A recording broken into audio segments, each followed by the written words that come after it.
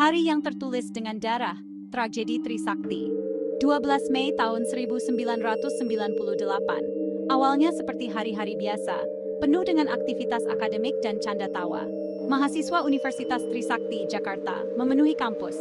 Suara mereka bergema menyerukan reformasi, menuntut perubahan yang lebih baik. Indonesia yang sedang dilanda krisis ekonomi dan politik, merasakan getaran perubahan yang semakin kuat. Tapi udara yang dipenuhi harapan itu segera berubah menjadi ketakutan yang mencekam.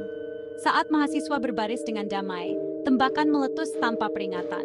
Kekacauan terjadi, jeritan mengguncang udara, menciptakan pemandangan yang mengerikan. Ketika debu mereda, 4 mahasiswa terbaring tewas. Masa depan mereka direnggut secara brutal.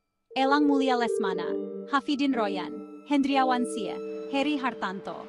Nama mereka menjadi simbol pengorbanan. Perjuangan mereka selamanya terukir dalam ingatan Indonesia, menjadi inspirasi bagi generasi berikutnya. Tragedi Trisakti, begitulah sebutannya, mengguncang bangsa dan membuka mata banyak orang. Itu mengungkap kebrutalan rezim, kerapuhan perdamaian dan ketidakadilan yang terjadi. Namun dari abu tragedi, bisikan lain mulai muncul. Cerita yang dibisikkan dengan nada pelan, diturunkan dari satu generasi mahasiswa ke generasi berikutnya, menjaga semangat perjuangan tetap hidup. Bisikan di lorong, munculnya hantu Trisakti. Cerita-cerita itu dimulai dengan samar, seperti bisikan yang hampir tidak terdengar. Kilasan sesosok di jendela menghilang sebelum bisa dilihat dengan jelas, meninggalkan rasa penasaran yang mendalam. Suara langkah kaki bergema di koridor yang kosong, berat dan disengaja, seolah-olah ada yang mengikuti. Udara menjadi pekat dengan rasa tidak nyaman yang nyata, perasaan bahwa ada sesuatu yang salah, sesuatu yang tidak bisa dijelaskan. Para mahasiswa, terutama mereka yang baru masuk universitas, berbicara tentang kehadiran yang meresahkan, energi tak terlihat yang membuat mereka merinding dan merasa diawasi. Petugas keamanan, yang terbiasa dengan kesunyian kampus setelah gelap, melaporkan kejadian-kejadian aneh, dari suara-suara misterius hingga bayangan yang bergerak cepat. Pintu membanting menutup sendiri, lampu berkedip-kedip tak menentu, dan suara-suara tak berwujud berbisik di tengah malam, menambah ketegangan.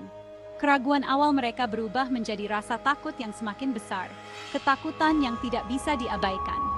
Ada yang berbeda, sesuatu di luar penjelasan, sesuatu yang membuat bulu kuduk merinding. Seiring bertambahnya cerita, begitu pula dengan para saksi, setiap orang memiliki kisah yang menambah misteri.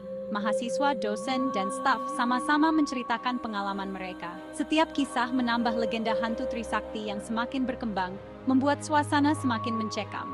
Koridor dan ruang kelas yang dulunya familiar terasa menyeramkan.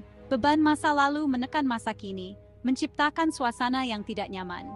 Kampus yang dulunya simbol harapan dan pembelajaran, kini menanggung beban tragedi dan kehadiran tak kasat mata yang meresahkan, mengubah wajahnya selamanya. Siluet dan bayangan, pertemuan mencekam. Satu kejadian tertentu membuat merinding, bahkan orang yang paling skeptis sekalipun. Mereka yang tidak percaya pada hal-hal gaib pun tak bisa mengabaikan perasaan dingin yang merayap di tulang mereka. Sekelompok mahasiswa yang belajar hingga larut malam di perpustakaan mengaku telah melihat seorang pemuda berpakaian kemeja putih bernoda merah berjalan menembus dinding. Mereka terdiam, tak percaya dengan apa yang mereka lihat. Wajahnya yang membeku dalam teriakan bisu itu terasa familiar, wajah salah satu mahasiswa yang tewas pada hari nahas itu. Kenangan akan tragedi itu kembali menghantui mereka. Teror mencengkeram hati mereka, jeritan mereka bergema di perpustakaan yang sunyi. Suara itu seakan-akan memantul dari dinding ke dinding, membuat suasana semakin mencekam. Pertemuan mengerikan lainnya melibatkan seorang penjaga keamanan yang sedang berpatroli di dekat tempat para mahasiswa ditembak.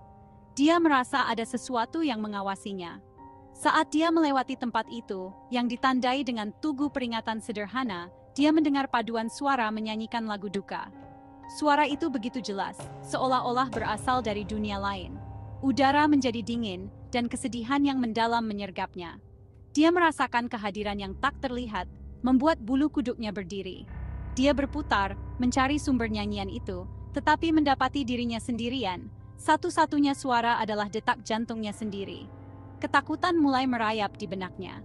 Kisah-kisah ini, yang jauh dari sekadar insiden terpisah, menjadi terjalin ke dalam identitas Trisakti. Setiap sudut kampus menyimpan cerita yang menakutkan.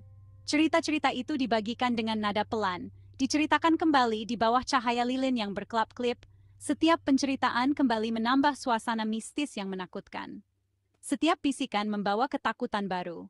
Kampus yang selamanya terkait dengan peristiwa tragis hari itu telah menjadi magnet bagi hal-hal paranormal, tempat di mana batas antara yang hidup dan yang mati tampak sangat tipis. Di sini, dunia nyata dan dunia gaib seakan-akan bersatu.